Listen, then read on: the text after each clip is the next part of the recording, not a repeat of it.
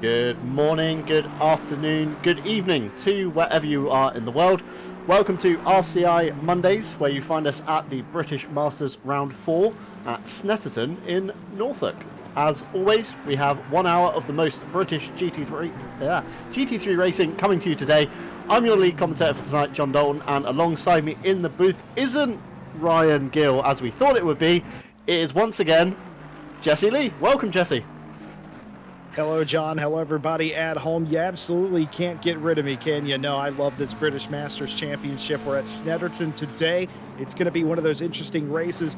Folks, no matter how you feel about Snetterton, we promise you, you're going to want to stick around for the next hour of racing or so, because here in RCI, for whatever reason, this has become an action track. This place always seems to deliver, John. Yeah, certainly so. Again, another very old school kind of vibe of a track with big curbs, lots of grass and gravel, and not a lot of extra tarmac. But last time we found ourselves out at Donington Park for a very soggy round 3, where we saw absolute McLaren dominance once again, with our third different winner in this series, that being Rachinov in the number 24 McLaren, taking a clean win in Pro from Daniel Austins in the Aston Martin V8 Vantage. And in silver, we saw Ethan Scott prevail over Matt Campbell to also claim a third different winner as well. So championship absolutely wide open here, Jesse, in the British Masters, and literally can't separate many of these drivers between each other. No, you certainly can. Of course, we have the drop round in the championship that's going to wreak havoc and has done thus far.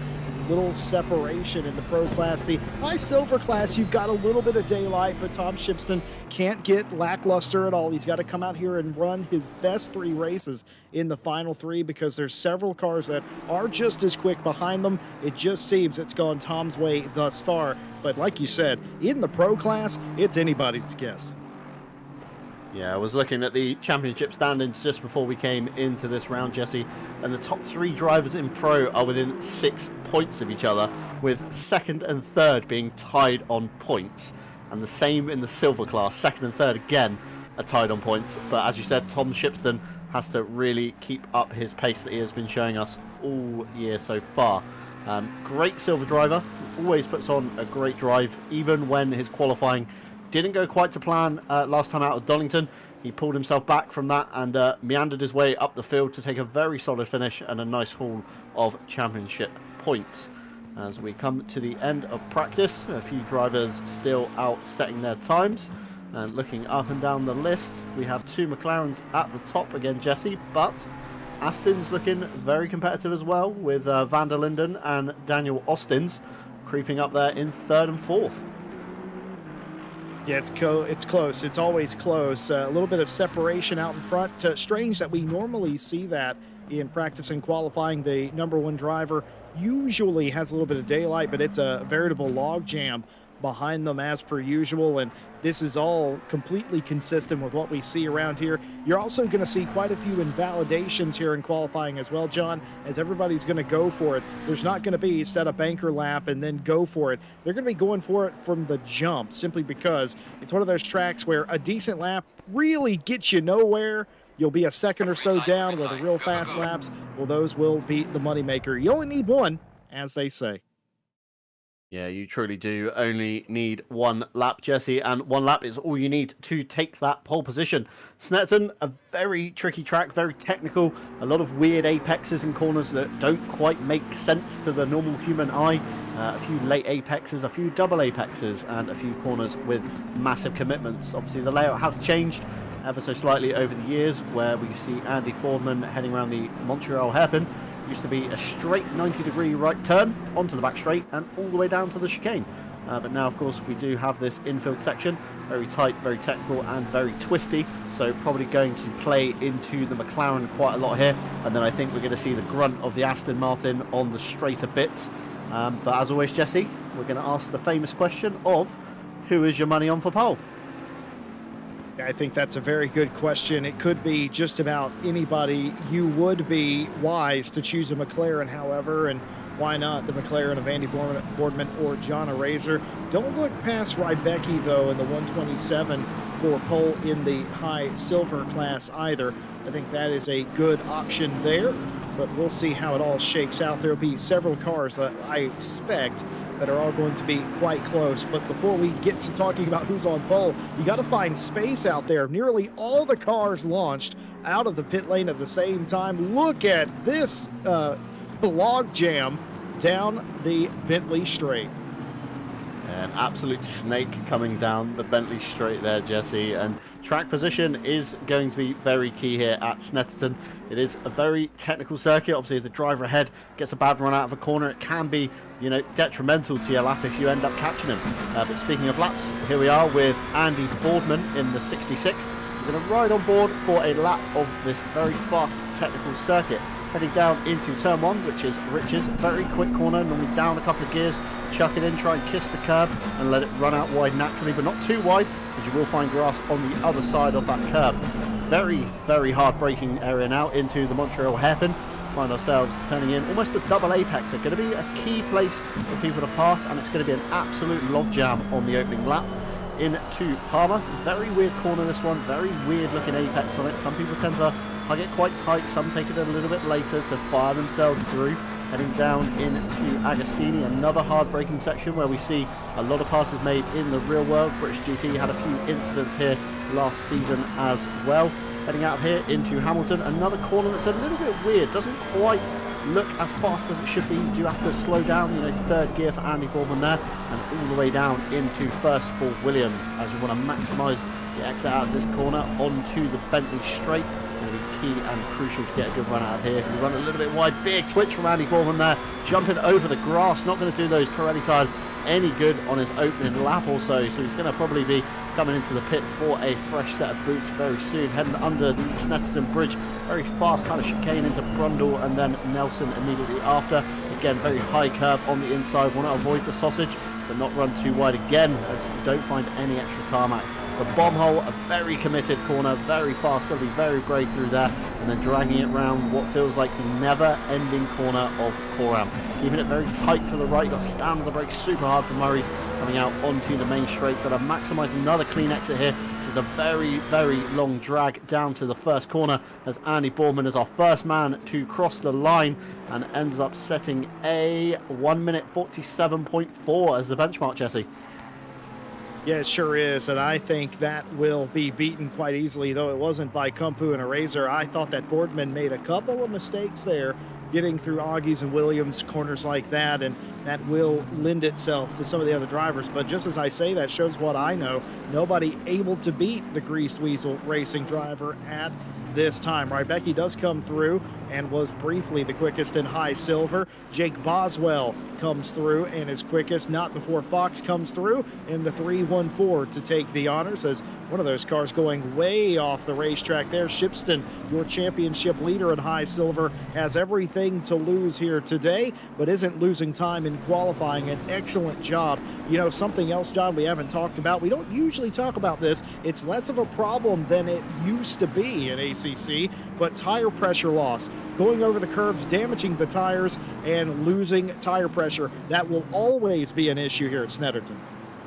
Yeah, certainly so. Kunos have been a little bit more kind of lenient with the tyre pressure loss in recent patches. I myself haven't found myself experiencing it all too much in endurance races that I've been competing in. However, they are very, very easy to get pressure loss on the opening lap or two, especially with these big dips you see here at Snetterton. We can see there Nico Kumpu heading through Brundle and Nelson dipping it into the grass, and you see the Aston just kind of sink away once it falls off the other side of the curb. So something you've got to be very, very careful of here, Jesse. You want to kind of preserve the tyres on maybe the first few laps, avoiding any curbs, any grass kind of action, and then really go for it maybe on the third or fourth lap when the car is at its lightest and you have managed to find some clean air. However, Nico Kumpu here out of the last corner, running down to the line, currently resides third, crosses the line, small improvement there up to second place. Daniel Austin's here, our provisional pole sitter, has been very strong in qualifying, Jesse. We saw him very good indeed at Alton Park, took the pole and then just kind of drove away. So probably looking to do a similar strategy here today. As we said earlier, Snetterton very key for track position. So if you can get it on pole and get a clean getaway, you'll probably be laughing towards the end of the race. Well, we talked about Shipston being the provisional pole sitter in high silver. That's no longer the case. It is Rybecki in the 127, quickest on their second lap. That was a 47.625. That put them up into sixth place, but they've just been outdone by Tom Shipston in the number 60 Bentley, a 47.462. These lap times are coming down, and speaking from one championship leader to another, we just saw Daniel Austin's with that 46.712, quickest of all. He had 5/10 on Wetzel in second place, but no longer Rachinov in the 24 McLaren has come through. He's just about 1.5 off. But what about Mullard in the 77 McLaren, 83/100 off of the overall pace? It's getting real close. Yeah, certainly so, Jesse. We've seen Daniel Austin's, Ben Millard and Rachinov super duking it out in every qualifying session going. You know, not a lot separating these guys, so it's going to be very crucial that one of these guys does try and get ahead of the other for their championship hopes, if anything else. But just want to touch on Alexander Witzel. We saw last time out at Donington, very unlucky on the start, did kind of jump ahead of that predetermined grid slot that we assign on the rolling start, did get himself a very early penalty in the pit lane. So Alexander probably going to want to be trying to get a clean getaway this time as he comes across the line. Currently resides P5, no improvement on that lap, possibly an out lap there for Alexander, but he's going to want to be trying to focus on, you know, the next kind of race in his head. He's going to want to try and forget that the penalty happened at Donington. He's going to want to really focus on the start of this one, and I reckon he could maybe even be a dark horse just outside the top five possibly on this one. And the Bentley again of Tom Shipston looking super strong, as I've just noticed. Nicole Fox jumping to provisional silver pole, another driver that's had an excellent run so far in the British Masters. And as soon as I say that, Tom Shipston then jumps himself up to provisional pole as Rachinov here comes across the line, currently resides in P4, goes to pole position with a 1 minute 46.422. 0.105 clear of Daniel Austin. So Austin's is going to be thinking, where can I make up that time now? And even bigger gap to Nico Kumpu in the Aston Martin. I say that Ben Mullard fires himself up to the top of the spot with a 146.355. Absolutely nothing separating the two McLarens at the top of the field, and we still got 6.5 minutes to go, just under, Jesse. This is crazy. Yeah, it's absolutely as close as you like. I kind of expected the top driver or the top two to separate themselves. Well, that really hasn't happened, as it's a straight-up duel. Rachinov, of course, the Bulgarian winner from 1 week ago at Donington Park. As far as I'm aware, the only Bulgarian winner from the top split in any championship we've ever done. Rachinov able to put one on the board, and well, they had a miserable first round of the championship, but because of the drop round, that doesn't hurt them today. Looking to do some damage, and so is Ben Mullard. Back in fourth place in the champ, not out of it by any stretch of the imagination, and a pole today would just be extra points on top of the cake. Jan coming across the line, it's a 46.975, good enough for P6 at the moment, as the best name in sim racing, Kingston Lee, is in the pit lane, hopefully for a quick stop, as they're holding on to a very tangible top 5 spot. Tom Shipston, the quickest in silver thus far, taking that spot back away from Fox. What a duel we have there. Remember Rybecki? They were on the pole position for a moment in that class, and now they're all the way back in fourth. McLaughlin has taken 7th place, or excuse me, second or third place in the 7 car. I know how numbers work. Wow, this is close. Yeah, super close. I couldn't even put, you know, a Rizzler between the two guys at the front on time. It's insanely close for Millard and Rachinov. As we see here, Andy Boardman coming through the long penultimate corner. Feels like it's never ending as you drag towards the left-hander and then hard on the brakes to keep it nice and tight to the inside. As we look to Andy Boardman for a clean run out of the last turn. Delta is looking very good on the previous sectors here. It currently resides in P12. Andy Boardman fires himself up into P9. So definitely another driver to be watching just behind Alexander Witzel in the 199 McLaren as well. 2 drivers there, I think, could make big gains on the opening lap, Jesse, if something does happen at turn 1 or 2. Like I said, turn 2, you kind of get the accordion effect of everybody at the front slowing up and everybody in the mid-pack maybe not quite slowing up, as we see a big moment there for Stephen Van Kampen towards the end of his lap. Absolutely ruined that one and going to be ruined those set of Pirellis. He's going to want to be coming back to the pits, chucking on some new boots and trying to get out there as fast as he can. But here we see Laurie McLaughlin in the 7 coming into the last corner, using all of the exit curb there for the McLaren. Currently resides in P3, provisionally in silver qualifying, with a couple of pro guys separating. And he fires himself up to the back of Nicole Fox's car to, you know, very close between those two. Literally, again, 2 more drivers you can't separate on this grid, Jesse. It's I don't think I've ever seen a closer qualifying for British Masters. This is what I'm talking about with Snetterton. A lot of people sleep on this racetrack. We understand it's in the east of England. It's way out there, and it's not the big names, is it? But this place posts some fantastic racing. It's got a character all its own, and it always delivers here in RCI. I was not lying to you or attempting to hype you up more than is required, because this place does it itself, and you're going to see it here as the next round racing driver Nicole Fox coming back through, needs just a few tenths to take the top spot in the high silver class. Will it be another improvement? You bet it is for Nicole Fox, a 47.130. And John, this is why I was saying no driver is out here running a banker lap. They're all fast laps. They're all the ultimate pace. Why? Because the track is improving all the time, and you know the pace will come, and it certainly is for all of these drivers involved today.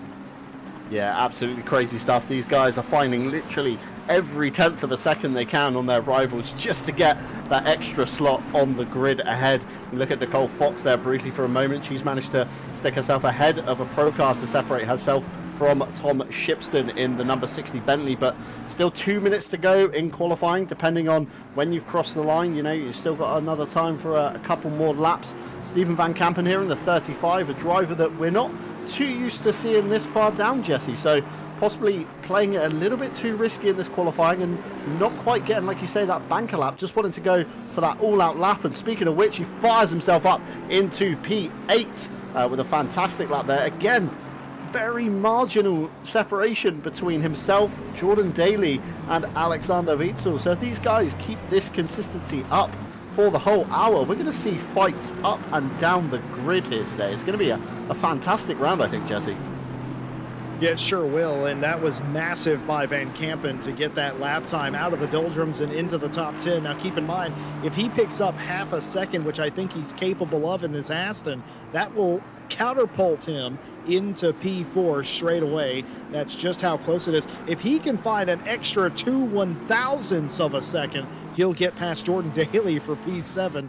And, well, need I say it again? That's how close it's been. Alexander Wetzel in the 199 in P10, no longer up to P7. A 46 for them does them service. Vincey Rachinov, our most recent winner in the British Masters Championship, looking for P1, and he finds it. A 46.215, resets fast lap and puts Mullard on notice. 9/100ths off of the pole position. That's all that's in it, less than a tenth. This is incredible. Don't go away. Final 25 seconds. We could have a couple of more leaders now. Yeah, certainly so. We've got Daniel Austin sat just outside the top two, and we've got Nico Kumpu as well, a driver that we see can put in fast laps when he needs to, so definitely worth keeping an eye on him. But here we see Martin Lawrence, the bravest man on the grid, picking the old school cars. We still only got the one in the event tonight. Bart Matcher in the 650S, of course, missing, but Martin Lawrence has turned up in this old barge, say very bad, traction control in this, but currently P19 comes towards the line. Across the line he goes and resides P19 as the checker drops in and amongst the silver drivers. So maybe going to find himself battling a few of them up and down the grid. Hopefully they don't get too frustrated about having a very big barge in the mix of them in their championship run. Daryl Sutcliffe here, P23, jumps himself up into P19, just ahead of Martin Lawrence in the purple McLaren. And Andy Boardman here coming around the long drag of the right before the left. Tries to keep it as clean as he can, using all of the curve and not an inch more. Very easy to invalidate your lap here as he runs towards the line. Currently P6, Andy Boardman jumps himself up into P5. Another position gained there, and this man here, Daniel Austin's riding on board with through the latter half of the lap as he comes out onto the Bentley straight in the Aston Martin. He's got a car ahead of him. I believe possibly Ben Mullard, or could be another one of the white McLarens that we have as he comes into Brundle. You've got to keep it very clean, no oversteering moments here, please. Mind the sausage into Nelson, don't want to be hitting that, and then fire himself towards the bomb hole. Very brave corner, dips away from you in there. Really got to get the car chucked through, wrestling the steering wheel upon exit into Coram. Long right here, not going to be near enough to the car ahead to get affected by area wash, keeping it nice and tight to the right hand side before braking in a straight line, throwing it into the left, down to gear 1, cycling up the gears in the V8 Vantage. Currently resides in P3. Can Daniel Austin's go any quicker in the Aston Martin? And he does. Goes up into P2. Very close qualifying there, Jesse. Absolutely nothing between the top three. This is crazy stuff. Well, what is that going to do to the race? Well, Rachanov wins the first battle of the day and confirms their championship challenge, and they will continue their great work from Donington Park, a pole position today, and that is job done. 3 cars within 1/10 of a second. Absolutely incredible. And I repeat myself, John, what is that going to be like in the race? Because surely none of them will be able to get away from each other before they get to the Bentley Straight, which usually means it's a good opportunity to make some passes happen. Yeah, certainly so. With grid this close, it really does open up the kind of the slipstreaming that we've not really seen a lot of at many of these circuits. Not particularly many big straights at a lot of the circuits we had. Probably Silverstone with the longest one at the Hangar Straight. But here, obviously, you got the 2 straights. You got the main straight underneath the pit wall, of Senna Straight, and then you've got the long back straight of Bentley Straight as well. So a lot of straights here at Snetterton, and it's going to prove for some interesting tactics, I feel. Whether you're going to see guys working together, maybe bump drafting each other a little bit to get them along their way, or whether you're going to have guys just making absolute sending moves as they pull themselves out of the draft to get the slingshot up the inside, into corners like Brundle and the Montreal Hairpin. I think it's going to be a very exciting race tonight, Jesse. Yeah, I absolutely agree. I think it will be. Well, we talked a lot about where the points championship has stood. So let's take a look at what the championship points look like halfway through the season. John, no room for error now. We're more than halfway through after today. Take us away. Tell us where we stand in both the classes. Yeah, certainly. So we've got Daniel Austin's the man that has put it on second position here in the championship lead at the moment with 68 points. We then have our Donington winner, Rachanov, bringing up the rear with 62, and a joint tie with Nico Kuizma, who I believe possibly won Silverstone, if my memory serves me correct. We find Ben Millard in the 77 on 50 points, Nico Kumpu behind him on 43. A little jump to Jordan Daly in the first of the Bentleys that we see with 33 points. Then have an Aston duo of Stephen Van Kampen and Matthew Kingston-Lee on 29 and 28 points, Andy Boardman on 23, and we see Jan Yao rounding out the top 10 with 22.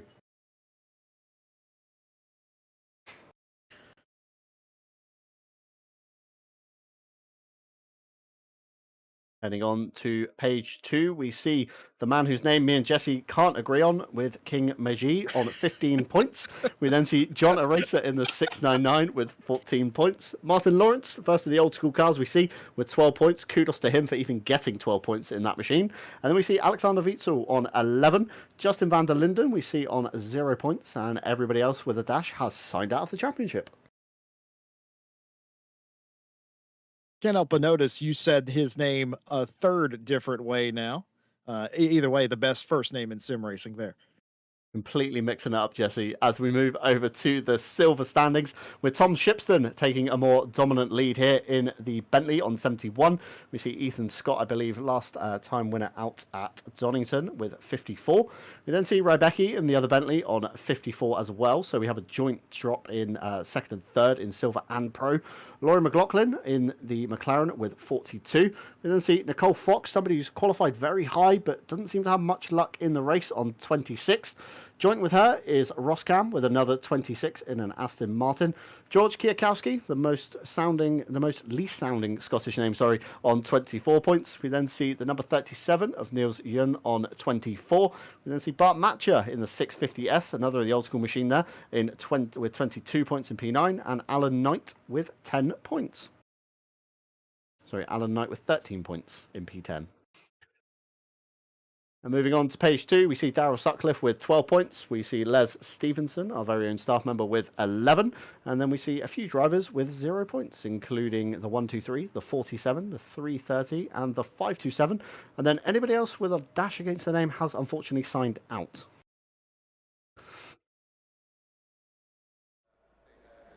Yeah, one thing to note about those points, Grim Lilith, who put on a show in the first couple of races. It was always their strategy. They were going to be able to do half the season, and then they were going to have to retire due to work-related issues, scheduling conflicts, I think we'll call it. But it's unfortunate. I would love to have seen some more racing from the driver on the controller, on the gamepad, and, of course, a driver capable of getting it done. But never mind. Look at this grid, an impressive grid halfway through the season. Race number 4 of 6, and we are at Snetterton for that race, of course, and we expected qualifying to be close, but not even I expected it to be quite that close. Yeah, certainly some excellent times coming through up and down the grid. We seem to have little blocks looking at the times. We have kind of P1, 2, and 3 very close. Then have Nico Kumpu and Jordan Daly very close on lap time again. And then we seem to have Andy Boardman, Kingston Lee, Alexander Witzel, and Jan Yao all within a very small margin of each other again. So I think up and down the grid, looking at the overall times, Jesse, as engines begin to fire, cars begin to drop off the jacks, it is going to be probably one of the closest rounds we've seen for British Masters. So I'm praying that Montreal hairpin doesn't cause a massive issues like I feel it will. Very similar to Monza turn 1 vibes I'm getting right now. So fingers crossed as the cars lead away from beneath us out the window. Ryan Mawson just finishing the grid walk here. We see a few Bentleys towards the back of the grid. Not as strong as I thought they would be.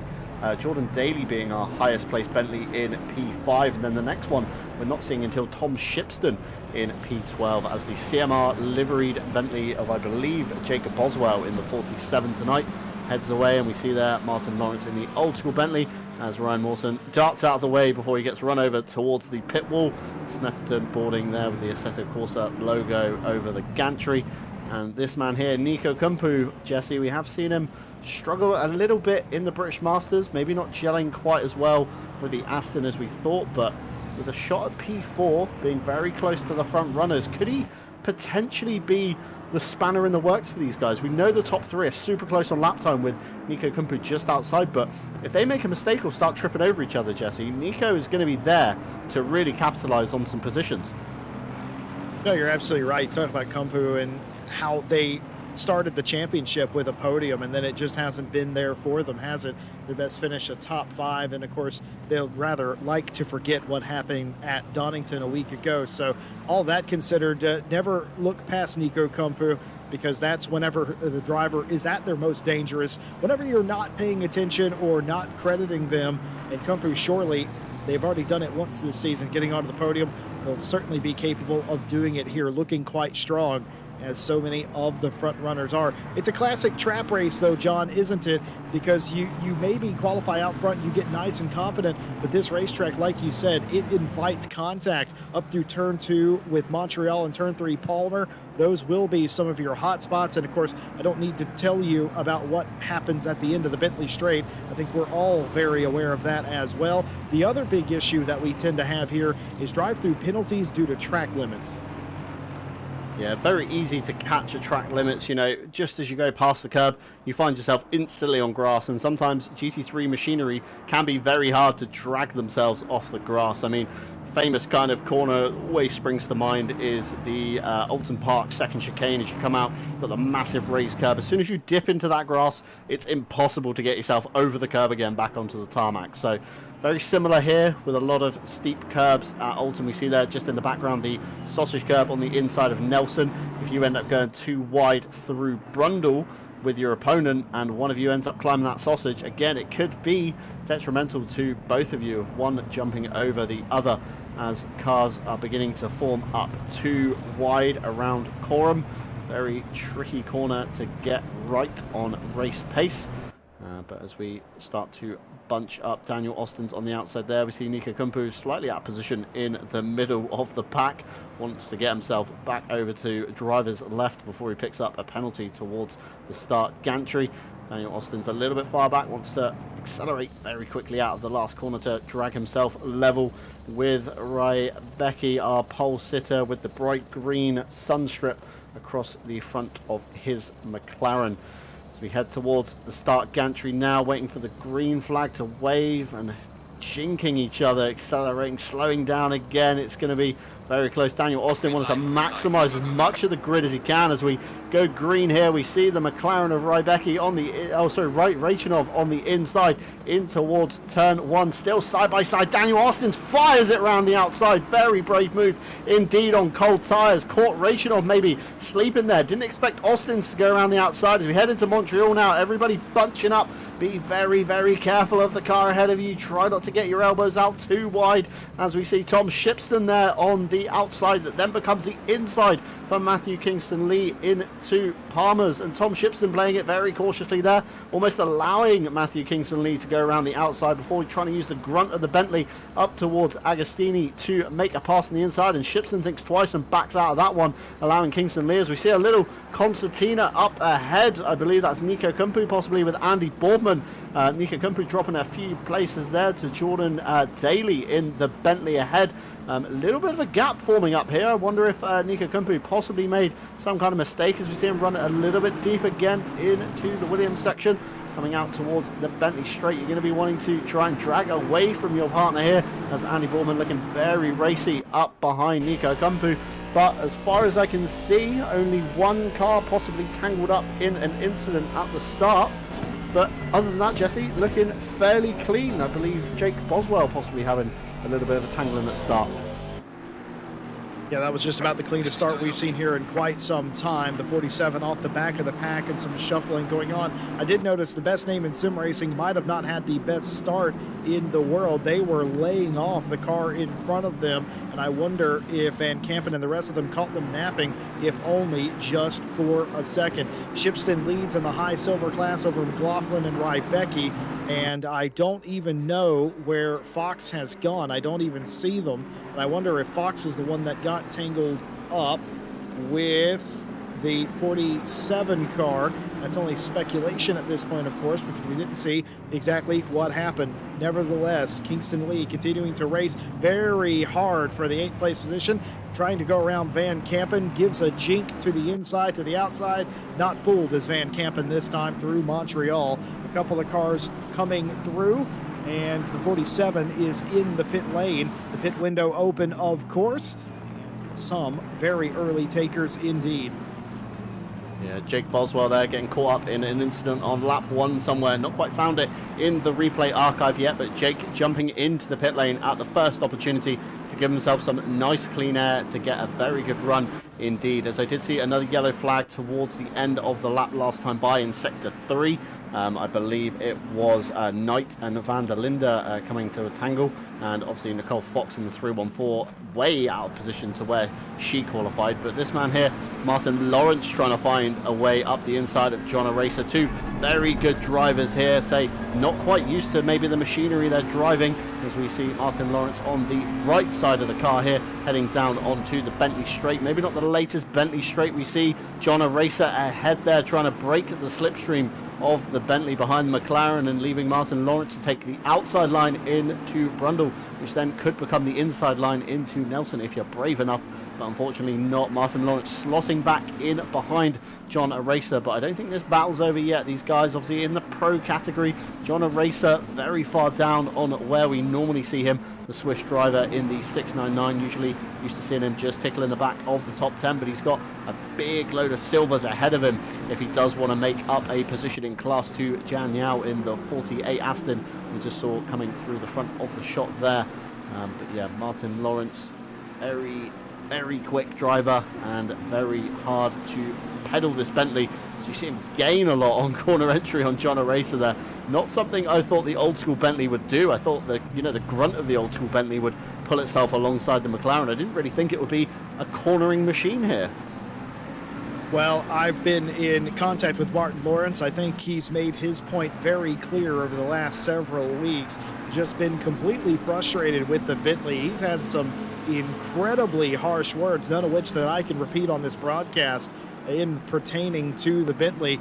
And I don't think we'll see Martin Lawrence, the Czech driver, in a Bentley for any of the upcoming championships anywhere on the ACC spectrum because, well, the language has been, we'll call it filthy, John. Yeah, certainly so. Frustrations maybe reaching their boiling point with some of the machinery people have chosen. Obviously, pre-season testing is a thing that you can do as part of the pre-qualifying that we do set up here at RCI. You obviously do want to get involved in any of the events at all. Obviously, head over to the website, racerci.com. Now, we have a fantastic variety of events, which we will go through later on in the broadcast. This man here, Alexander Witzel, having a much cleaner start than last time out at Donington, finds himself up into P7 of the Pro Class, just behind Andy Boardman and just ahead of Stephen Van Kampen. Not much to go on between these guys. We're starting to see a few trains forming here and there up and down the grid. Starting to see, as I look out the window towards turn 1, Rachinov running very wide at turn 1, doing a little bit of excursion over the curb, trying to find that extra bit of time on Daniel Austins. But be very careful, Rachinov, is all I say, because these Pirellis can be susceptible to pressure loss, especially with big excursions over a lot of the bumpy grass and gravel we do see at Snetterton. As Witzel here still following Andy Boardman just around sector 1. Not going to be close enough to make a move down into Agostini, but I don't think this battle's over yet, and I think once Van Kampen gets onto the back of these guys, as Witzel gets very deep on the brakes into Agostini, nearly running into the back of Andy Boardman, and this has allowed Stephen Van Kampen to gain the gap ever so slightly, heading into the latter half of the lap towards Williams and Hamilton here. As he rounds the corner, Van Kampen there with a much tighter line, using much more of the curb and maybe even some of the grass to try and gain onto the back of Alexander Witzel, trying to set himself up for the Bentley straight, maybe try and get a better run, use some of that slipstream down towards Brundle and Nelson, as we see the leaders at the bottom of the picture there, just heading through your shot. Nico Kumpu has made up some ground on Jordan Daly by the looks of it as well, but Stephen Van Kampen looking very close here on the TV cams as we jump on board the back of the 199, looking across the 720S rear wing into the bomb hole. Witzel with a much tighter line with Van Kampen has allowed a little bit of a better run into the long right-hander. McLaren dropping some flames as Witzel dabs on the throttle, trying to get that car pitched in and keeping it very close to driver's right. Driver ahead there running very wide, a lot of dust being kicked up out of the last corner, and I don't think Stephen Van Kampen's going to be close enough to capitalise on the slipstream here, Jesse, but I think this is going to be one of those battles that we're going to be watching for the next 52.5 minutes. Certainly can, and you often wonder in these cases, what do you do? Do you wait until you get to your pit stop time? Do you change your pit stop strategy? Because obviously behind another car, you're going to be losing just a little bit of time every single corner, especially if you can go a bit quicker yourself. John Aracer has made their way into P16, getting by Les Stevenson, or as you may know him otherwise, the Fat Stig. You can hear him on Fridays with me, and he should be back this week with us on the Friday Championship. But right now, work to do in the British Masters Championship. You know, I will say this, as an American, it does feel quite patriotic to have so many British drivers on the track for the British Masters Championship. And you do it all without a tea break. I'm actually quite impressed with that. Nicole Fox in the 314, the next round racing car. Well, we know she qualified way further up the grid than she is now. And back down in P20, trying to fight their way through the middle half of the high silver grid. There was a reported contact with that car earlier in the race that made them fall down to this position. So early contact has left Nicole Fox in scramble mode, trying to pick up the pieces. Doing a good job of it, though. The car doesn't seem any real worse for wear. Certainly putting on the pressure to the 64 here. Of course, beyond that, Martin Lawrence, Stevenson in front of them. Steady as she goes out front. Rachanov now 2 seconds behind. I wouldn't have thought or called that Rachanov would already be 2 seconds behind after the initial pass. Yeah, as we saw at qualifying, you know, just now, we thought Rachanov and Austin setting those laps they did would be locked bumper to bumper, but evidently not. Daniel Austins has done just what he did at Oulton Park. That was stick it kind of on the front row and just drive away. You see Martin Lawrence here. He's very, very confident into turn one, catching absolutely everybody he follows on corner entry and nearly running up the back of poor Les Stevenson into the Montreal hairpin. So something he's going to want to be a little bit careful of in that old school Bentley machinery. Just behind him is Daryl Sutcliffe as well. But going back to your point about British drivers, it's great to see so many British names up and down the grid in this championship. And if any sim rig companies are watching, if you could make a Tees-made add-on for your 80/20 rigs, I'm pretty sure it would sell very, very well indeed to us Brits. You know, there's nothing better than driving an hour, cup of tea in one hand, direct drive wheel in the other. Could get a little bit messy, but definitely worth it. Could be a little unique product there for us Brits. John, I will tell you that the YouTuber known as the Gamer Muscle has had this problem for the past 8 years with his sim rigs, trying to figure out where to put his gigantic mug of tea. He calls it a cup of tea. We wouldn't call anything bigger than a teacup a cup here in the States. That's definitely a mug of tea, and he has fashioned himself, or he did at the time. I think now he just has a table, but at the time he definitely had a cup holder of sorts for his rig. The most British man racing in the most British way, with a gigantic cuppa with him. Fantastic stuff. Niels in the 37, the British Masters car. You can tell this particular individual does a lot of racing. As the car goes off there, was that Sutcliffe in the 64? It sure was, as that's allowed Niels through. So error there in Murray's has let Niels in the 37 through, and that will give relief to Fox, who had just got around that car. And now that Martin Lawrence has got around Les Stevenson, Nicole Fox will continue her march back up to the front of the high silver grid with a challenge on Les Stevenson. Tom Shipston continues to lead the class and has a car in between them.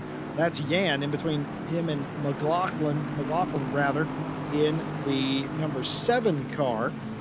And realistically, we got a couple of battles up inside the top 5. Nico Kumpu is challenging Daly for P4. We've got this where Shipston's trying not to let McLaughlin catch up. Kingston Lee is in 9th place, just in front of them. Of course, uninterested in the high silver battle.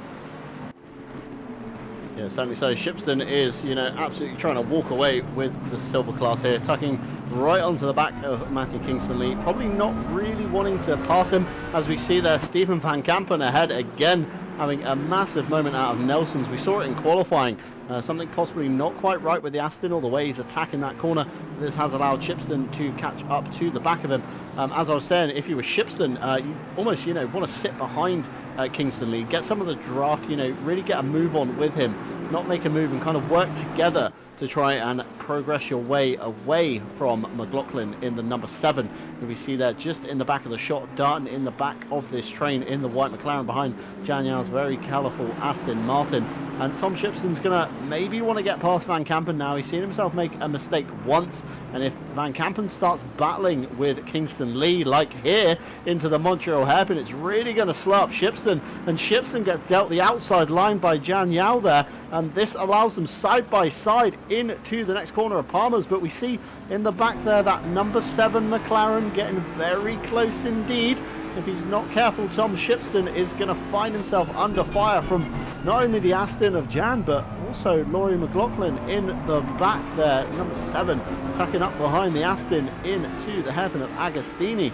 Looking back from the Ground Zero Racing Bentley Continental here. It's a very good pace from Shipston through the kind of middle-ish sector 1.5 I'm going to refer to that as from now on, as we head out on to the Bentley straight. Shipston's going to want to be using all of the grunt of that Bentley that he can use to get away from the Aston and get himself away from McLaughlin. But with situations like this, Jesse, it's very hard to kind of determine what you want to do as a driver, as Daly there runs very wide out of Nelson and allows Nico Kumpu through. So you see, even the smallest of mistakes can, lose yourself a position. As we flick here to a race replay, Nico Kumpu maybe a little hip and shoulder check. Curb. Nah, just too much curb for Daly. Yeah, sausage curb of Nelson claims yet another victim. Very easy to do, but one small mistake like that can cost you a position, Jesse. So it's very interesting to see, and it's going to be almost a race of attrition here. Yeah, and I will say, had Jordan Daly been in a lot of other cars in this race, like the McLaren, that little curb hop, that would not have been a minor event. That might have ended up with them backwards into the fence. And we watch Nicole Fox continuing to battle their way back up. P19, that's P18. Les Stevenson getting completely sideways in the bomb hole. Did Les save that, I wonder? I'd like to think so. He looked like he caught it enough, but yeah, he must have done, because you see Nicole Fox just ahead. That's crazy from Les Stevenson. Super good reactions, and even better reactions from Nicole Fox to, not run up the back of Les Stevenson and punt him completely off into the Shadow Realm. So very good driving from both of the McLaren pilots there.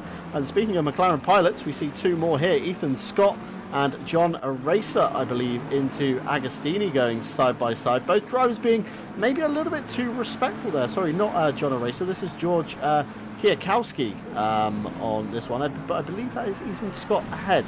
I think live timing has just kind of glitched out as you hopefully head across the sector line, and this kind of sorts itself out. So it's really confusing. But yeah, let's say, great driving from both of these guys. Very, respectful, but almost too respectful, where you end up on the inside line into a turn and you come out still behind the other driver that you were going side by side with.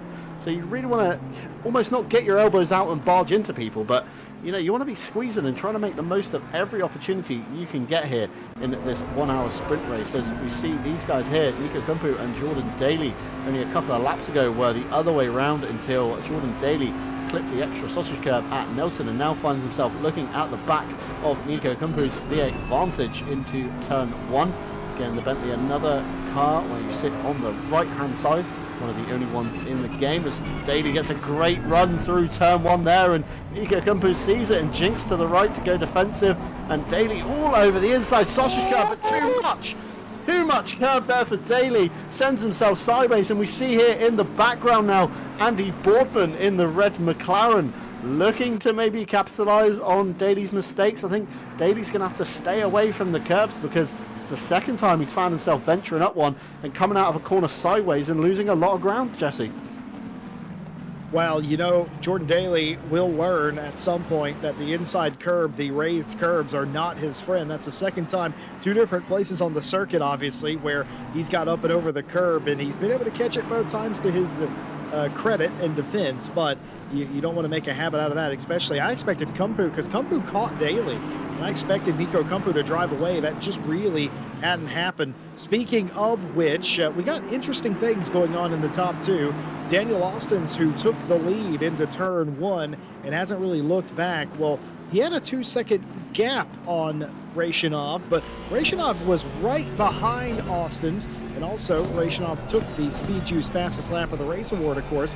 And now something's happened to the 24 McLaren. They're more than a second off of where they were a lap ago. So maybe Rachinov has hit a curb somewhere and bounced them around. Certainly the time loss indicates that. But if I was on the Rachinov team, I'd tell him, well, you caught him once, son. You can surely do it again.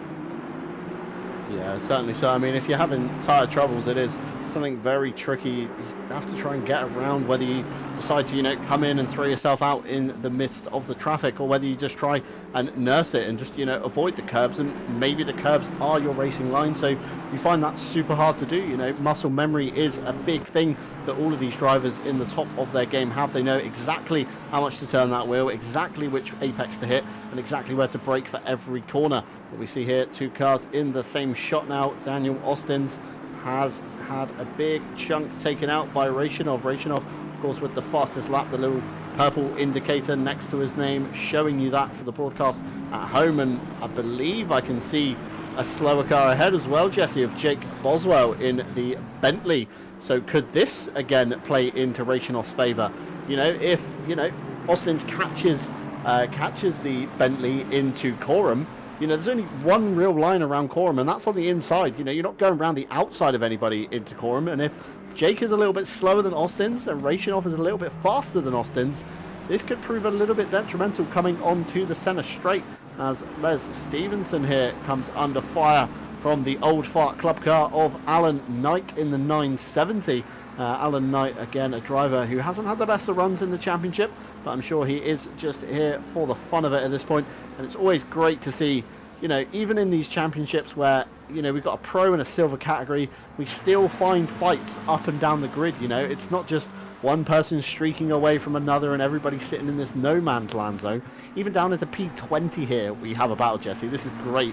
And even, look, P16, another battle with John Aracer and I believe George Kiyakowski ahead of him too. Very similar liveried cars. Quite hard to tell the difference between the two of them at a quick glance through Coram and into Murray's. John Aracer maybe having a little look on Kiyakowski here, coming out of the final corner onto the main straight, as we see Kiyakowski peeling away there into the pit lane, thinking, I've had enough of looking at John Aracer's front end in my mirror. I am going to create myself some gap and possibly come out into some clean air, which I believe he will, as we see the rest of the field streaking past the 527, the only car to pass the pit lane at the moment. So should be some nice clean air for Kiyakowski, as we see Alan Knight here making a move into turn one on Les Stevenson.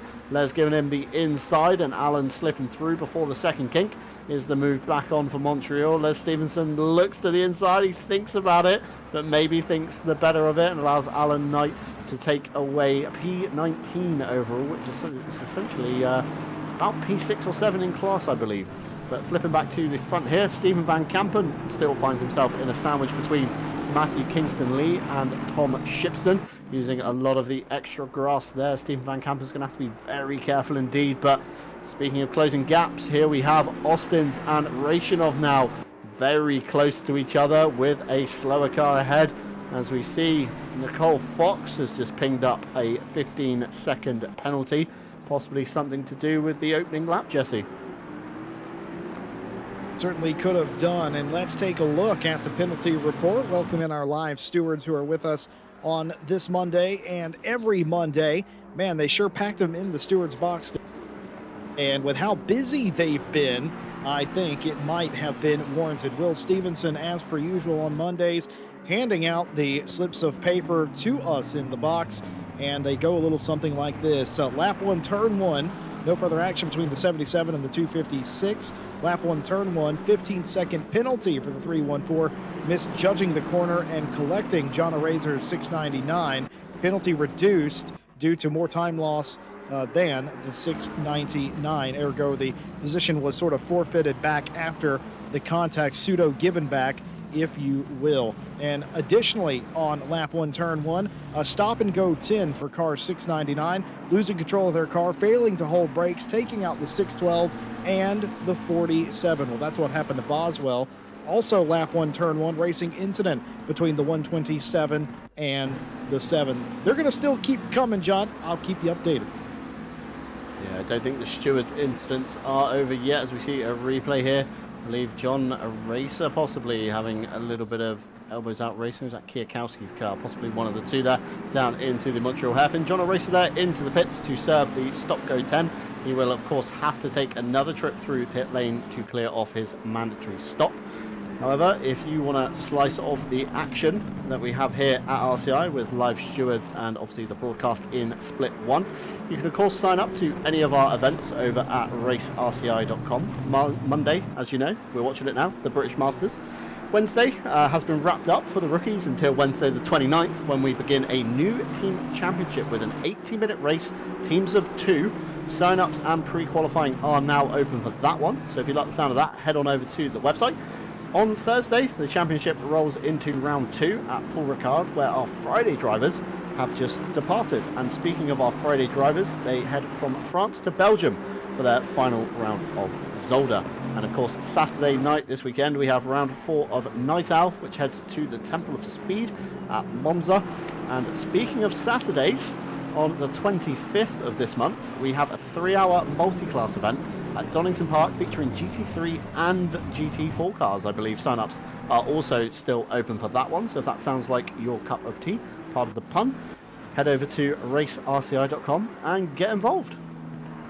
Did you really just make a T pun in the British Masters Championship? Now, I know I talked about mounting cup holders and sim rigs. I know we talked about that, but really, you went there. I mean, you know, you've got to take every opportunity as it comes, Jesse. If there's an opportunity for a T-pun, you know, as a British person, you're going to get that in there. Well, I admire your dedication, surely, as we rocket towards the halfway point of this race. Keep in mind, this is race 4 out of 6 in this championship. There's only 2 more races left in the championship. Mr. John Dalton showed you the championship points coming into today. They were as tight as ever, and right now, they're still going to be that way, especially if Rayshonov is able to make this pass. Keep in mind they were on the pole but haven't led a lap yet. They also have the fastest lap. Rayshonov would actually take the championship points lead if they're able to get around Austin's in front, and everybody else is playing a very close affair through the field. A lot of penalties coming through now, and they look a little something like this. Lap 1, turn 4. Warning for car 66 for an excessive dive bomb, provoking contact with the 256. Lap 1, turn 12. 5-second penalty for car 46 for rear-end contact on the 37, resulting in a gain of position. And lap 1, turn 11, drive-through penalty for car 527, slightly alongside but begins to move left relative to the corner. The 970 leaves enough room inside, inviting contact in the spin. So a drive-through for 527. Yeah, super tricky here as we see Martin Lawrence there giving way to Nicole Fox, who is of course trying to mount her comeback through the grid after a very poor start, but unfortunately falling foul of the Steward's 15-second time penalty. So that's going to be, you know, another thing to add to Nicole's woes in this round. Trying to pull a Tom Shipston from Donington as we flick to him now, who had a great comeback drive last time out to see himself, you know, pull himself from that miserable qualifying that he did have, and he's run an absolutely fantastic race. Touch wood here at Snetterton so far, finding himself leading from the green flag in the Ground Zero Racing Bentley, but finds himself staring at the back of Stephen Van Kampen's Aston Martin, and I mean, he's not close enough to get frustrated, but at the same time, he, you know, might want to be getting a move on in case something does happen, you know, to Tom Shipson. He does find himself with a little bit of time loss, but looking very calm and composed at the moment in the Aston Martin sandwich. Through the bomb hole we go. Race continuing on. Shipston has had a clean sailing, one of the only drivers leading their class that has had that today. Really no charge from behind Jan is behind Shipston. We told you that earlier. No real gain or momentum change there. And McLaughlin in second place. It's pretty much the same thing. They've been around 2 seconds behind Jan this entire time. As the leader of the race has pitted, the 413 in the pit lane. So is McLaughlin. That will hand the lead over to Rachanov. Of course, everybody that has the amber number 1 beside their car number, they have a pit stop to give. And they have to serve that in the next 31 minutes. Obviously, the race, 32 and a half minutes left to go.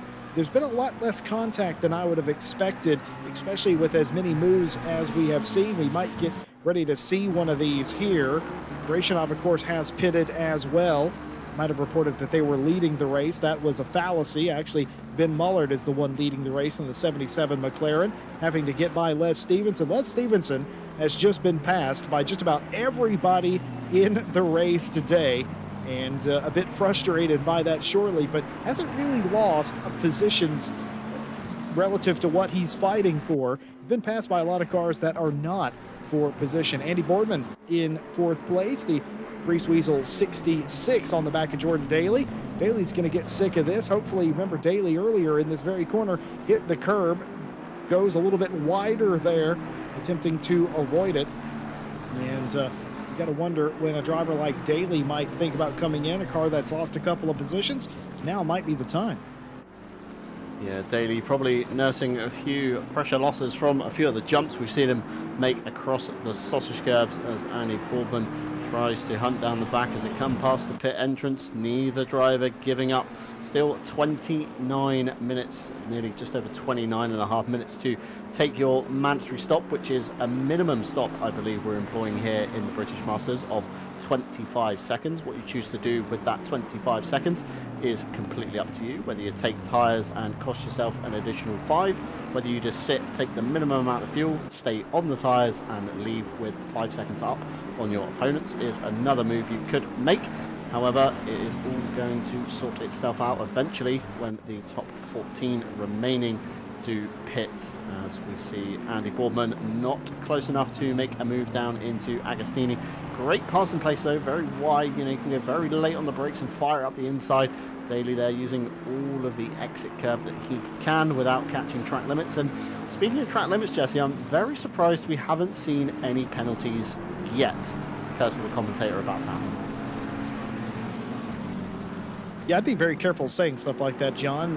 We had a lot of that going on for the World Tour this past weekend. It seemed like no matter who was in the box, who was doing the commentating, it always came back to bite them. I'm pretty sure Ted Edwards cursed no fewer than 5 cars in that race, one of which was his own team at one point. You got to be very careful about what you say. Ryan Mawson learned that the hard way. And, of course, Ryan Mawson, of course, our lovely broadcaster, as always, here on Monday. He learned the hard way about a season ago that as the broadcaster, you have unlimited power, Emperor Palpatine style. Pretty much any car that he wants to focus on has an issue. So, it's a bit like that Cars movie with that camera that did something to the fuel system. I was about to say this, Jesse. I was about to say, it's just like Disney Cars where they point the camera at the car and then the car just has a catastrophic failure of the fuel system. As we saw there in the last shot, Jordan Daly peeling off into the pit lane to take his mandatory stop along with Ben Mullard. But here we see Daniel Austin's, in theory, our provisional race leader pending the cycle of the pit stops and providing nothing goes wrong. He has managed to put, I believe, Niels Jun between himself and Rachanov, but Rachanov still with the fastest lap of the race, so he's going to be on a real charge in the latter half on these Pirellis, pushing them to their absolute limit, hopefully keeping it out of the grass and any potential pressure loss, as the 2 cars behind look very similar in livery, both white McLarens with very colourful decals and the bright green British GT banner across the windscreen, as Niels Jun has peeled into the pits, which has allowed Rachanov to come out behind Daniel Austin's now. The fight is really on. A lot of clean air on the circuit map. Next car ahead is Ben Mullard, who we know is a very quick driver indeed. Maybe not choosing to take tyres, Jesse, on that stop. I haven't got the pit stop times to hand. I'm not sure if you do. Yeah, I don't know either. Daniel Austin's, though, will not be the leader whenever everyone cycles through. Actually, I take that back. I got got switcherooed on that one will be as Austin's and Rayshonov do get through Muller. Muller did catch up quite a bit. That car was 3 to 4, maybe even 5 seconds off the lead 2 cars. And now that pit stop has gained them quite a little bit of time. And you never can tell if Austin and Rayshonov get to racing each other like we expect them to do here in the closing part of this race. You never know. Ben might be in the best spot possible to get that done. Shipston has not pitted. None of the top 5 in the silver class have pitted as of yet. And, well, just as I say that, Tom Shipston does come in for the Ground Zero Racing number 60, pitting out of the lead. And with a lead like they had, it was only about 3 or 4 seconds, but even still, it's more important to err on the side of caution now and not make any mistakes. I'm going to issue a retraction on Ryan Mawson's part, but it's going to sound even worse than what I said. Ryan Mawson would like the greater public to know that he doesn't curse drivers as a broadcaster, except unless your name's Valentin Barrier. Seems like the barrier curse has maybe struck more than once from what I have heard in various chats going along the way as a commentator, Jesse. As long as your name's not Valentin Barrier, you should be A-OK when Mawson points the camera at you, as we see here on the camera. Stephen Van Kampen still on the back of Matthew Kingston Lee. This is, of course, for pro position. These two guys in the same class, and neither of them giving an absolute inch. As we see a little Aston Martin train forming. Stephen Van Kampen using all of the grass again, Jesse.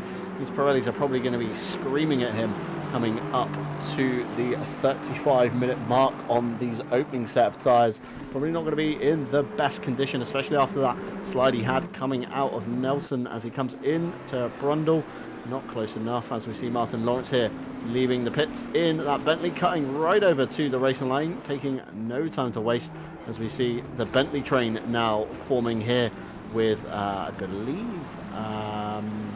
Becky's Bentley, the 127, the driver who had a very good show out at Donington, but maybe not so much here.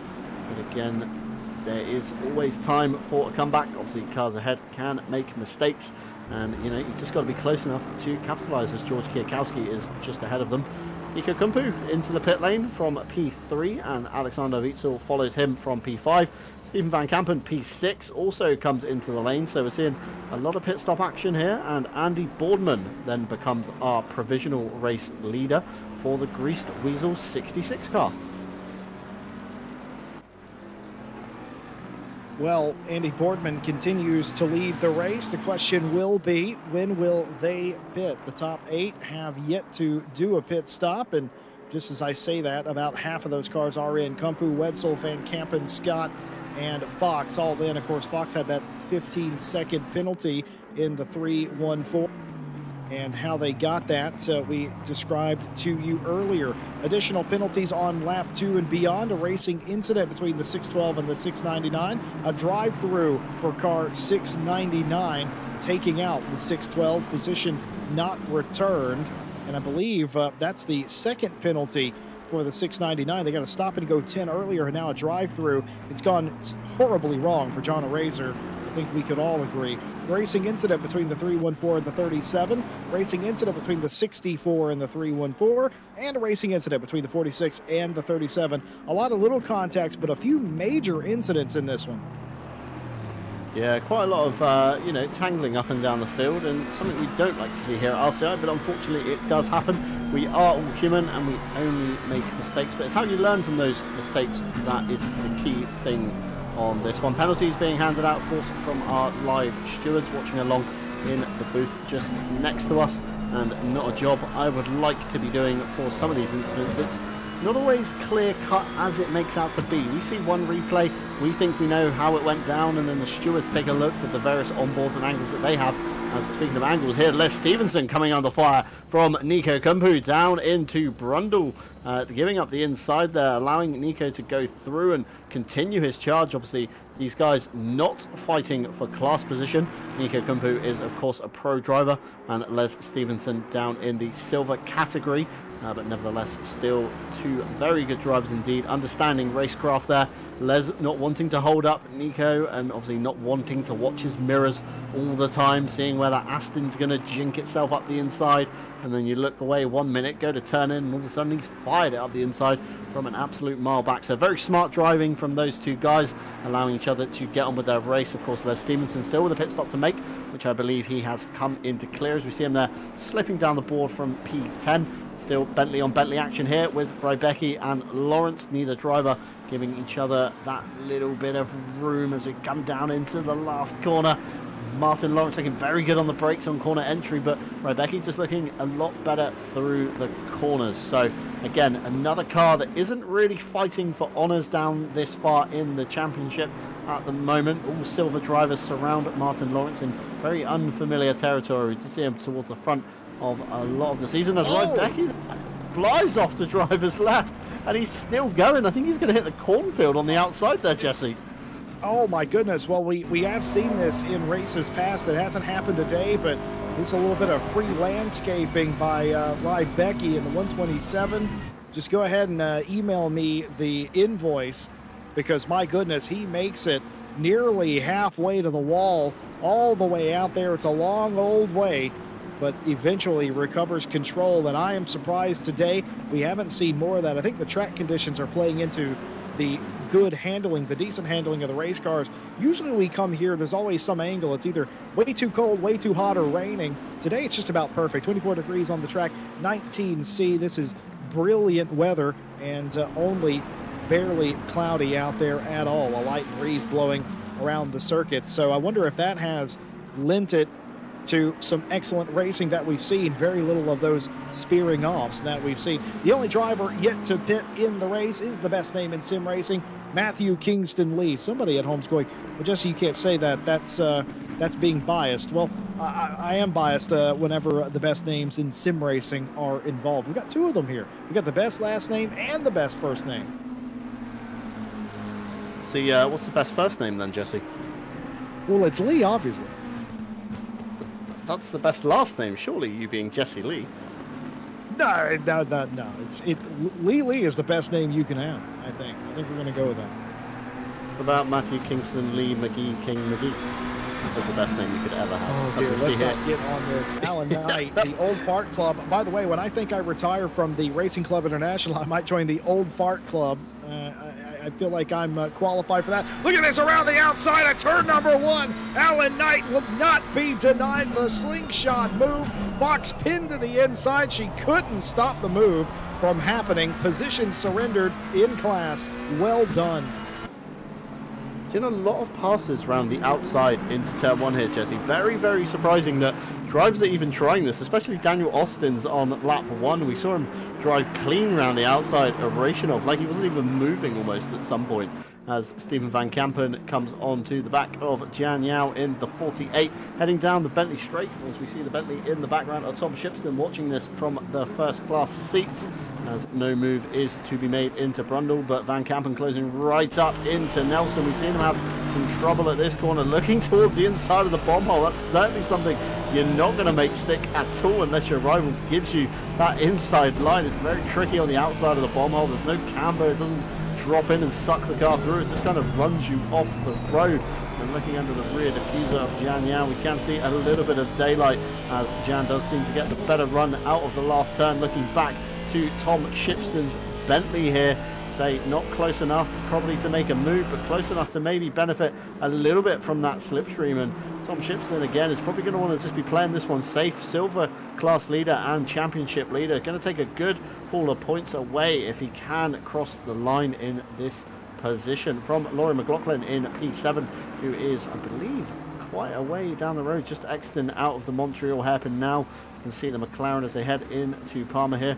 This little train of 3 cars. I think the pace of Van Kampen and Jan Yao is going to be enough to allow Shipston to kind of sit in this kind of comfortable air region where, you know, there's no dirty air upsetting his car, but he's, you know, close enough to get past if a move, you know, does get made on Jan and does open the door for Shipston also.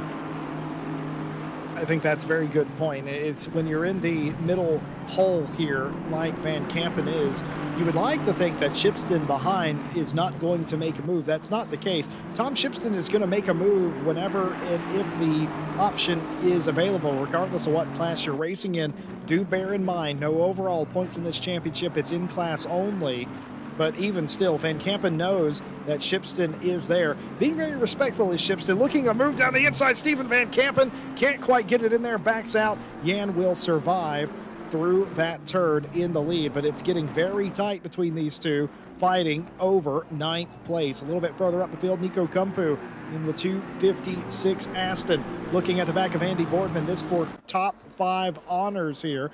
Daly, who was 5th prior to the pit stop, back down in 7th place, but still in the shot in the background. If anything were to go wrong here, you would expect him to join the fray. Nico Kumpu looking at his options, thinking about how he's going to get by the 66 McLaren of Borden. Yeah, Nico's probably going to be watching the 66 McLaren of Boardman, trying to maybe figure out where he's not as confident into where the Aston has the legs over the McLaren. And we see here a move with Jan Yao and Stephen Van Kampen on the inside there. Van Kampen with no position gained on Jan, but side-by-side racing through Montreal. And obviously Tom Shipston is now beginning to get held up a little bit by these guys. Probably going to be watching his mirror to see where the McLaren of Laurie McLaughlin comes into fray. As we look into Agostini, Van Kampen very late on the brakes, closing right up to the back of the 48 Aston Martin of Jan Yao through what I dubbed earlier sector 1.5, heading around the very tricky corner of Hamilton's, I believe, into the Williams section. Not many passing places here at Snetterton. You want to, really set yourself up well through this next sequence of corners to get the run onto the straight. Don't take too much exit curb. Don't hit the grass at all to hinder your speed, and get tucked right in behind the imprint that your rival is making ahead of you. Heading up to Nelson's, you see the draft that you get off your opponent here.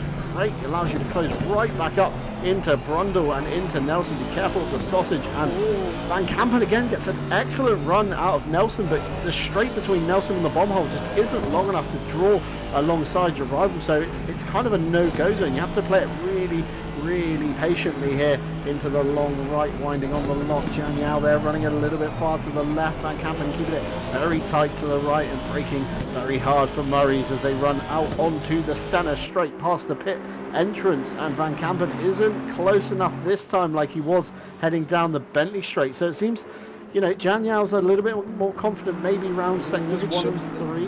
Van Kampen maybe that little bit more confident in sector 2, but he's off the track.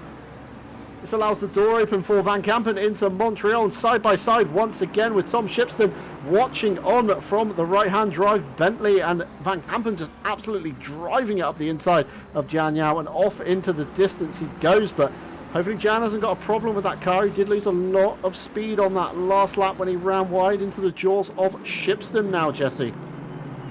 Well, keep in mind, Shipston has a job to do here, and that's to keep McLaughlin behind them. It's 3.7 seconds. It's a nice gap, but being held up behind Yan Yo or Van Kampen, anybody, is going to make them lose a little bit of time. And you can't look past McLaughlin. That car has been quick this season, and you don't want to give up any sort of ground. If you can have another win under your belt, in Tom Shipston's case, you're going to want to do that. What I was going to say prior to that pass actually happening was Van Kampen just needed to get a better run out of Williams so they could be a little bit closer at the end of the Bentley straight before Brundle, but it didn't come to that at all. The pass done in between Ritchie's and Montreal with the car running wide. We've seen that a few times today.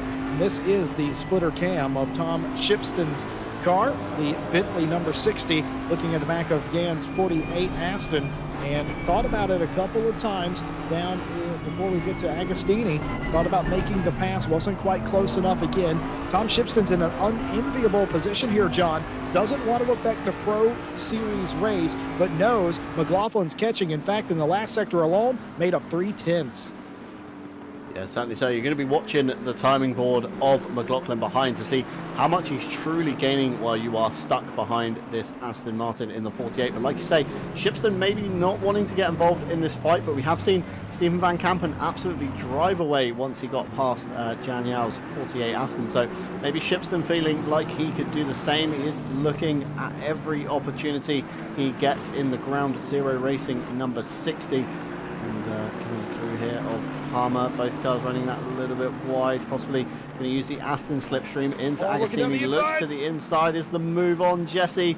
Jan being very respectful, giving Tom the inside line, and Tom goes through. Oh, he's done it! Take essentially what would be P10 overall, but of course he's still the leader of the silver class and nothing to gain in the points, but a very clean move there, and hopefully Tom now can drive away from McLaughlin and put some space and a car between him and P2.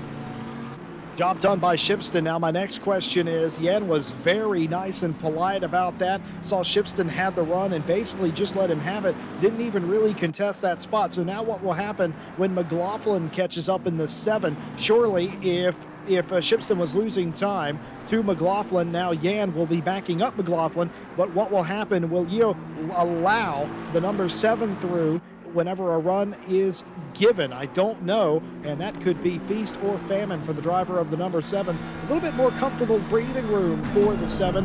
Back to Ethan Scott in 3rd place in that class. 6 3/4 seconds the gap there, so we'll have a little bit more time to think about it. Meanwhile, up in the front of the field, Matthew Kingston Leach still has to serve that pit stop, has 10.5 minutes to get that done. Daniel Austins will cycle out into the lead, or will he? Rachanov in the 24 has erased that entire gap as Andy Boardman's gone wide into turn 1. How many times have we seen that in Riches? And that will lose him a spot to Van Kampen. Dave Van Kampen was looking super racy into turn 1 as we saw him jinking around on the straight, maybe being a little bit of a distraction in the mirror to Andy Boardman. Boardman looked up from the mirror and possibly just missed his apex, just missed his braking point, or just tried to jump on the power too early, as we see Daniel Austin there going fully to driver's left to try and break the slipstream between himself and Rachanov. Playing it very smart into Brundle, has possibly seen the slipstream effect from the other drivers into there and wanting to possibly call off the move before it gets near one as such. Into the bomb hole now, both drivers very, very quick indeed, keeping it very, very tidy into Coram, but Rachanov running a little bit wide out of the bomb hole, possibly damaging those Pirelli tyres a little bit. Wants to keep it clean into Murray's and get the best exit he can towards the back of Daniel Austin's car. Going to tuck in the slipstream, maybe wants to, play along with Daniel Austin's when he jinks offline. He wants to maybe follow him to try and maximise the hole in the air that Aston Martin is punching. Two very different lines there. We saw Rachanov a lot tighter in the first section and Austin's a lot tighter in the second section of Richards. Up to the Montreal hairpin. Big gain there from Rachanov on the brakes. McLaren looking super good on corner entry, but maybe the Aston with the grunt just out of the corners as this battle rages on into Palmer towards Agostini again. Two very different lines. Austin's taking the kind of late apex and Rachanov taking the earlier apex there. So darting out from the slipstream, seeing if there's anything he can do to put Daniel Austin's off. But Austin's a very cool driver under pressure. Not one that I would expect to succumb and make a mistake, but never say never. With 10 minutes still to go, Jesse, anything can happen between these two. Keep in mind what's at stake here. We're halfway into this championship. There's only 2 rounds left after the finish today, and these two are the top 2 in the championship thus far. And even more important than that, you could argue whoever wins this race today will hold, albeit a slim and a meager lead, but whoever wins today will leave here your championship leader, the top 2 racing each other for what we assume to be the number 1 and number 2 spot and controlling interest in the rest of the series. Austin's has been that guy the majority of the way. Rachanov has turned it on late in this series. He's won himself a race last time out. He's looking to get over the horrible start. I say it was horrible, only lost the 1 spot to Austin's around the outside, which might be the preferred line through Riches, to be honest, but has played catch up this entire day. My goodness, racing all over the gas. Shipston here has caught the back of Andy Boardman, and this is basically exactly what happened with Yan Yo earlier in the race a few moments ago. In fact, as you can still see those cars in the background. McLaughlin has caught Yo for P11, and now Shipston finds themselves backed up again. I was just going to say about Austin and Rachanov out front. Remember, Rachanov caught Austin's about halfway through this race, John, but also we don't know what happened. Something happened to the 24 Madness McLaren because that car fell nearly 2 seconds off the pace. Yeah, very strange one. Possibly Rachinov maybe set up his car to be very good towards the beginning of the stint, but maybe not so good towards the end, which is why we see him dropping off the pace. But outside of Montreal, just losing time doing that. Just pure losing time indeed, Jesse, to Laurie McLaughlin behind in the number 7. However, McLaughlin has also got to get past the 48 of Jian Yao in the Aston Martin. So very tricky for both drivers here. The silver guys not wanting to get held up. And oh, look at that defensive line! Not giving an inch here to Shipston. He's making it as hard as he can because he doesn't want to come under fire either from the 48 behind. So both these guys have silver cars between them, and this is really hotting up into being something. Although it's pro on silver, you will eventually have a pro and a silver together if the cards play their way. Shipston doesn't know this probably, but we know this because we've caught a lot of races with Andy Boardman in them. Andy Boardman does not care about your championship. If it's not his, he doesn't care. He will defend. And look at this defensive line down the Bentley straight. Can Shipston get far enough aside? This could be very dangerous into Brundle. Will he back out of it? Yes, he will. Tom Shipston thinks better of it. All the while, Yan and McLaughlin catching up behind them. They're both there. Shipston has to make this pass, you would think. McLaughlin is basically caught up. Will Yan Yo make a move on Shipston? Will McLaughlin make a move on Yo? Will Shipston get around Boardman? I can't take it. Where's my heart pills? There's just far too much going on in this race, Jesse. What happened to being a 2 and a 2 car battle has now turned into a 4 car battle with both cars from both classes in this little train. Shipston, like you say, doesn't want to get held up by Boardman, but Boardman doesn't want to give up the place because then he's going to come under fire from that 48 Aston as we jump on board Shipston here. Great pace through defensive line from Boardman, and we see Jian Yao towards the outside. And then this allows McLaughlin onto the back of these guys, and I don't think I can take this anymore, Jesse. This is far too close. Heading down into Palmer. Jan on the inside. McLaughlin's going to be seeing this and possibly eyeing up the move as well. If Jan opens a door like here, look at what McLaughlin's got. McLaughlin's getting involved now. This is a 3-way fight heading into Agostini. I don't think I can take this anymore, Jesse. What is going on here today?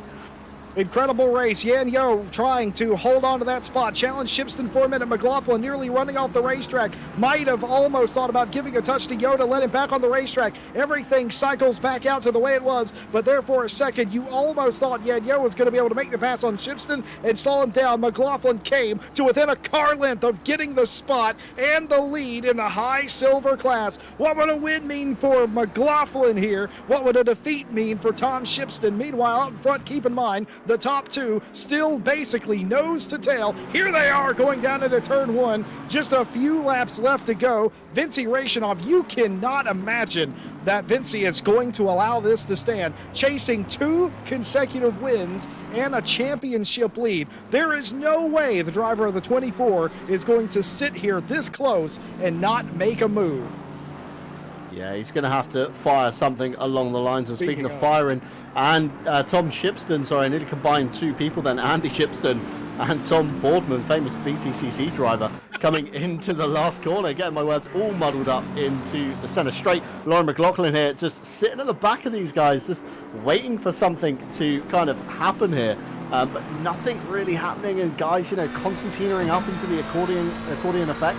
And you really don't want to be either Jian Yao or Tom Shipston in the middle of this gaggle, but here we see the train still snaking around the Montreal hairpin.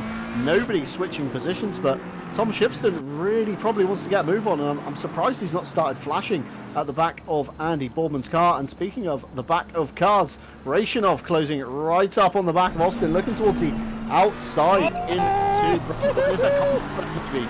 No contact through Brundle and Nelson, but very, very close, Jesse. Absolutely getting in there. If there wasn't contact, you couldn't have fit a sheet of A4 paper in between the two of them. And all of a sudden, this race that was spread apart in the halfway point has come back together. Rewind to right before qualifying when I said you are going to witness something amazing. It always seems to come down to this at RCI. I have no idea why that is. It just seems to do it. This is a defensive line, but not nearly as far over as he possibly could have been for Andy Boardman. All the way alongside, maybe to the quarter panel, but no, still can't do it. into Brundle this time. All 4 of these cars, 2 cars racing in the Pro Class, 2 racing in Silver, and they're all separated in a partition between them by one of the other class. What's going to happen here? Shipston might be almost safe here. I wouldn't think, Shipston, if I was him, I wouldn't probably force it unless McLaughlin does get around Yo, because when McLaughlin gets around Yo, then Shipston has to go. Andy Boardman has shown that he is not interested in that. He wants that partition in between him and Yo. Very close, cannot get it up. And by the way, fighting all over the place. Van Kampen right here has caught Jordan Daly for P7. 2.5 minutes to go. Leave Shipston there on the grass coming out of Riches into Montreal. These guys concertinaing up again through the hairpin. You know, Andy Boardman must really be fighting that McLaren, because we ride on board here with Tom Shipston, touches the grass on entry. ABS luckily saving him from running into the back of the 720S, but getting very close and very dicey. And maybe if I was Andy Boardman, I'd be giving up this place to Tom Shipston, because it could be ended in tears though, Jesse, and you don't want to take out another car. No, you're right, but you understand if Shipston turns Boardman, Boardman's gonna get wrecked. Yes, of course, but Shipston is going to lose anyway. Shipston has to know that it's risk versus reward right now, and know that there's a car between the two of them. Yan Yo is the great divider. We saw the best name in sim racing, Matthew Kingston Lee, the last of the late pitters, into pit lane. That will give the lead back over to Austin's. Rashanov in tow. And now everything has reset. The final minute and a half of this race, we should get at least one more lap out of this race, I'm pretty sure. But my goodness, what a race this has been. Shipston's splitter rather, it's a splitter spoiler. Looking at Andy Boardman, how close were these two a lap or so ago? Boardman has to play this very wisely, like you said, John. Yeah, certainly so. If Andy Boardman, like you say, lets Tom Shipston through, it could allow Jan to go through as well, which would of course lose him championship points. But collision into Riches between Van Kampen and Daly. Maybe Daly not expecting Van Kampen to fire up the inside, but he did, and turned in possibly by the looks of Van Kampen on the inside. Matthew Kingston Lee just come out the pits, possibly both guys checking up and not realizing, Van Kampen went for the move. And speaking of going for the move, Jan Yap around from the outside. Montreal keeps bunching these guys right up. And Shipston here comes Jan again. Here comes McLaughlin. No driver knows what to do at this point. Everybody's going for any bit of free real estate there is. If it's on the outside, the inside, on the grass, everybody's going for everything that is really available. And this has allowed Andy Boardman to streak away a little bit from Tom Shipston, but Shipston has been very good in the corners in that Bentley. The Bentley maybe a little bit better on tyres around Snetterton than the McLaren has been. We have seen Boardman struggling a little bit on corner exit. It does allow Shipston to gain a lot in the corners and on the straight to set himself up here towards the Bentley straight. Once again, 8 seconds to go as the race leader. We get one more lap out of this. Are we going to get there? Yes, we are! 2 seconds left, an extra lap, a free lap around Snetterton. It's free racing here in the British Masters Championship, which means this group of cars also has one additional lap. I think if I was Tom Shipston, I'd be praying that this didn't go another lap, and unfortunately for him it has. He's going to have to spend another lap watching his mirrors for the Aston and watching ahead of the back of the 720S as they come into Murray's. Out of Murray's indeed into the slipstream again. Can the Bentley get anywhere near getting past Boardman, or is he going to come under fire from McLaughlin? As Jordan Daly in the chat has just commented on that incident with Van Kampen, saying I saw him go for the move and there was a car leaving the pit. So possibly Matthew Kingston Lee catching both guys out there and not thinking about it as Jan there nearly runs up the back of Shipston, and this now allows the door open for McLaughlin in the 7 to draw alongside, heading down into Palmer's. Going to be on the outside line, not where you want to be. McLaughlin there breaking a little bit earlier, allowing Jan to take the inside line, possibly trying for the switch back down to Agostini, but this has given Shipston a little bit of breathing room between himself and Jan's Aston behind, and McLaughlin possibly outbrakes himself there, nearly running into the back of the 48, something you don't want to be doing this late in the race with stewards watching as well. Don't want to be picking up another penalty, Jesse, at this stage, especially post-race where you can't do anything about it and can't fight back from it. Rory McLaughlin might have made their last shot. I don't think they can get back onto the back of Shipston and get by Yan Yo now. And now you will think that will just about do it. It was a race of attrition up front, and neither car blinked. And in the end, it became a three-way battle. But Daniel Austins will win the 4th round of the British Masters Championship at Snetterton. Rashinov in 2nd place, and Ben Mullard a very close 3rd. The entire top 3, the entire podium separated by less than a second.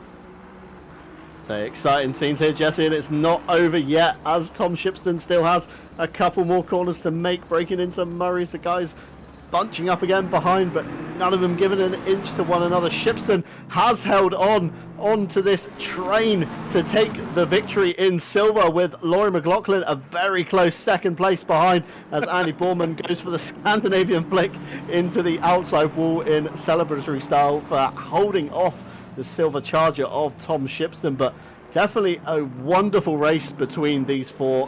Very exciting scenes, and I think Tom Shipston is going to be a man to watch coming up through the RCI ranks. Currently resides as a silver driver, but could find his way into pro in the next league he signs up for, maybe, Jesse. Well, Tom Shipston ran the gauntlet in the final 15 minutes, the pressure cooker, the crucible of motorsports, and it has gone his way. Tom Shipston has won again in the high silver class. Laurie McLaughlin 2nd, and Ethan Scott is your top 3. What a race we just witnessed that came down to just about less than a second in both classes. Folks, I hope this race has converted all of you into true believers that Snetterton is and can be one of the best racing tracks. It is an action track, and what a race we got treated to today. A couple of brilliant and deserving winners. I think more than anything, there'll be a couple of drivers today, and I don't think I'm being bold in saying this, that a couple of drivers will be asking questions. They will be a little bit critical of each other's driving, but I won't be. It was a brilliant race. Yeah, absolutely brilliant race, and great to see, how close these guys can really battle each other at this stage of their game in Split 1. It's fantastic to see virtually on a game how close you can really get, a real mixed bag of skills that we do have in RCI, and, crazy scenes between everybody up and down the grid, as we see Rashinov there doing a little bit more caretaking, another build to send out there, Jesse, for landscaping, and Daniel Austin's a few celebratory donuts before coming into the pit lane as well. I'd celebrate too. That was a heck of a race. I definitely would, especially if I fended off that level of competition for that long. Absolutely crazy scenes here, as Mawson with the drone getting very fancy with his camera work. He's going to get Marshall the angles, is Ryan Mawson. Furiously waving the white flag, as well as Tom Shipston here comes into the pit lane, followed by McLaughlin, the silver 1 and 2 finishers. Again, the white flag back out. Mawson takes a quick run across the lane before Rebecca comes in the Bentley. Be quick, Mawson. You don't want to get mowed down by that absolute ton of a land whale. And no more cars coming through Coram that I can see on our TV screens. So that about ties us up for tonight, Jesse. An absolute wonderful race. Great scenes at British Masters, as we've seen all season, and I'm super excited to get on to the next round. I just want to do it now. It's so close. Yeah, can we just re-rack and can we just run that race all over again? I can guarantee it would have a different result. A couple of things to tie up the end of the race with. There was a car that was disqualified. That was John Eraser in the 699. They went through the maximum license points threshold for a single race. Of course, they had that stop and go 10 and a drive-through penalty. All of those accrue license points in the race. Both of those together were enough to push him past the disqualification point. He will be allowed to race next week, race number 4. It only means he was disqualified and will receive no points today. Everything else that happened in the final 15 minutes of that race, all the little contacts, all the going wide and all of that was deemed racing incident, with the exception of the contact we saw. I think that was Van Kampen and Daly. We do not have the outcome of that, so I get to say my least favorite phrase. I say, pending post-race penalties for that. But an incredible race. The championship leading drivers showed the way. But can I just say, out in front, Vinci did everything that he possibly could to get a second consecutive win. And even though he didn't win, he did get the fastest lap. He did get the pole. So the points gap is going to remain very, very tight indeed.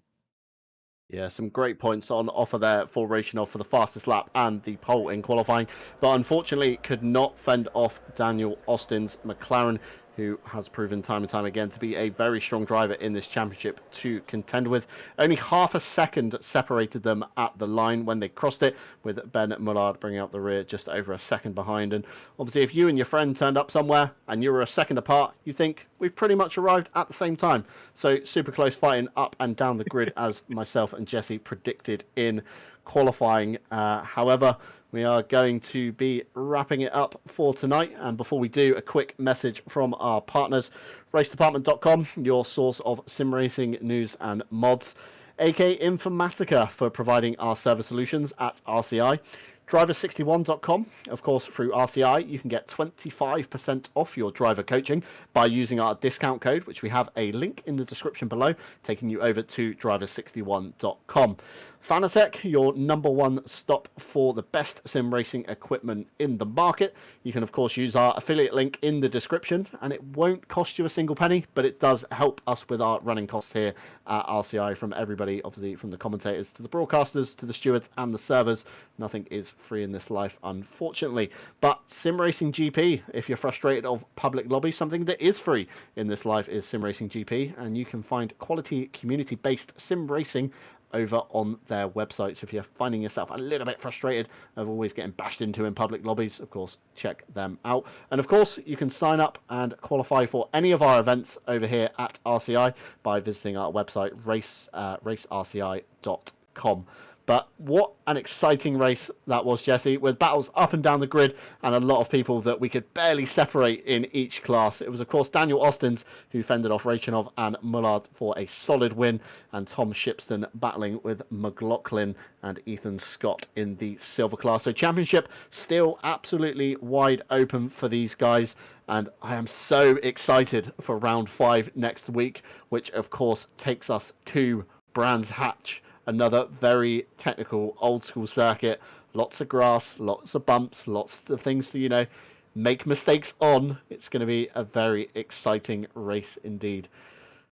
And from me, myself and Jesse, I believe, unless, Jesse, you have anything else to add tonight, I believe that's all we have time for. It sure is. Just one final thing. Just always a pleasure to cast with you. I wasn't supposed to be here today, last moment edition, but my goodness, am I glad that I was here with you guys today. Hashtag I was here for the battle of the century. I think that was a very close one indeed. John, maybe next week you'll be back with Ryan Gill. If you're not, you have my phone number. You know where to find me. Yeah, certainly so, Jesse. If we do find ourselves in a predicament next week with Ryan Gill off on other work commitments, you'll certainly be first of my call list. So from myself, John Dalton, from Jesse Lee, and behind the cameras, as always, Ryan Mawson, we bid you farewell and good night, and take care of yourselves.